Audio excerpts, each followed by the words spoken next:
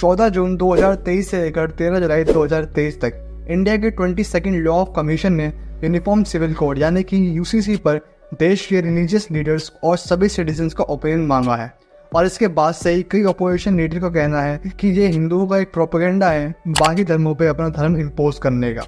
Is the implementation of a UCC next on agenda? There is fresh buzz over Uniform Civil Code triggered by Prime Minister Narendra Modi's. The move has triggered a political storm. The Congress has launched an attack on the central government. Bharat के मुसलमानों के जो religious practices हैं उसका हमको protection है article 29 के तहत। वो एक अनफेटर्ड फंडामेंटल राइट है और हम किसी भी हाल में अपने इन चीज़ों को खोने को तैयार नहीं। इस स्टेटमेंट के आने के बाद से ही कई लोगों की इस पर अलग अलग राय है। कुछ लोग कहते हैं कि इसे लागू करना चाहिए और कुछ लोगों का कहना है कि इसे नहीं लाना चाहिए। लेकिन पहले ये समझ लेते हैं कि आखिर ये यूसीसी है क्या और क्यों इसके लागू होने पर इतना विवाद छिड़ा हुआ है। यूसीसी यानी कि यूनिफॉर्म सिविल कोड ये 3 शब्दों से मिलकर बना है, जिसमें से कोड का मतलब है set of law for anything.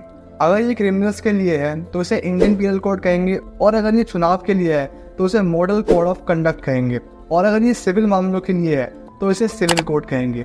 और अगर सिविल की बात करें तो इसके अंदर कुछ सेलेक्टिव चीज़ें आती हैं, खास करके पर्सनल लाइफ से जुड़ी हुई चीज़ें, जैसे कि marriage, separation, divorce, inheritance, adaptation.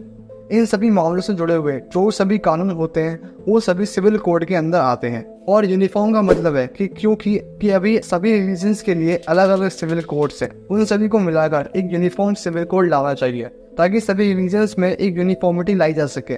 ऐसा ना हो कि हर रिलीजन अपना पर्सनल लॉ लेके चले, जैसे कि अभी होता है। आज के हिसाब से देखें तो इंडिया के अंदर हर रिलीजन के पास अपना खुद का पर्सनल लॉ है, जैसे कि हिंदुओं का हिंदू मैरिज एक्ट 1955 और मुस्लिम्स का मुस्लिम पर्सनल लॉ 1937, और ऐसे ही बाकी रिलीजन्स के भी अपने खुद के पर्सनल लॉ हैं। यही रीज़न है जिसकी वजह से यूनिफॉर्मिटी लाने की ज़रूरत है, क्योंकि ये सभी रीजन वाइज लॉज जो हैं ये बहुत पुराने हैं, तो इसमें डिस्क्रिमिनेशन होने के चांसेस बहुत ज़्यादा है, चाहे वो कास्ट वाइज हो या जेंडर वाइज या फिर अलग अलग तरीके से हो। ऐसे एग्जाम्पल के लिए हिंदुओं में एक साथ 2 शादी करना इनलीगल है, और वैसे ही मुस्लिम्स के लिए 4 शादियां लीगल हैं। और यहाँ हिंदुओं में पिता की प्रॉपर्टी उसके लड़के और लड़कियों में यूनिफॉर्मली डिवाइड होती है, और वहीं मुस्लिम में पिता की प्रॉपर्टी पर बेटे का ही मेजर हिस्सा रहता है। और अगर कॉन्स्टिट्यूशन के बेसिक फंडामेंटल पे जाए तो उन्हें बनाने का मोटिव ही ये था कि इन सभी डिस्क्रिमिनेशन को खत्म करा जाए, एक यूनिफॉर्मिटी लाई जाए। और अगर आप यूरोपियन देशों में देखें जैसे कि फ्रांस, जर्मनी, यूके,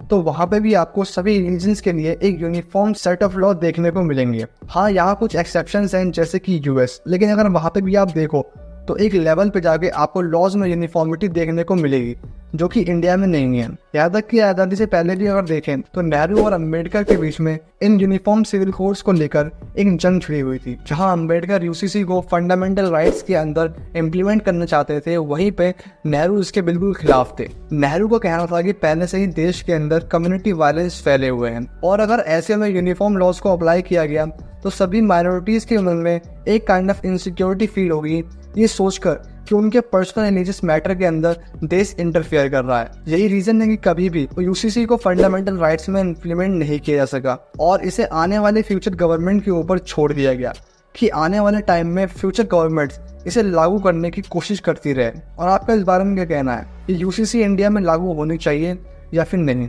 अपनी राय को कमेंट करके जरूर बताएं। मिलते हैं नई वीडियो, तब तक के लिए बाय।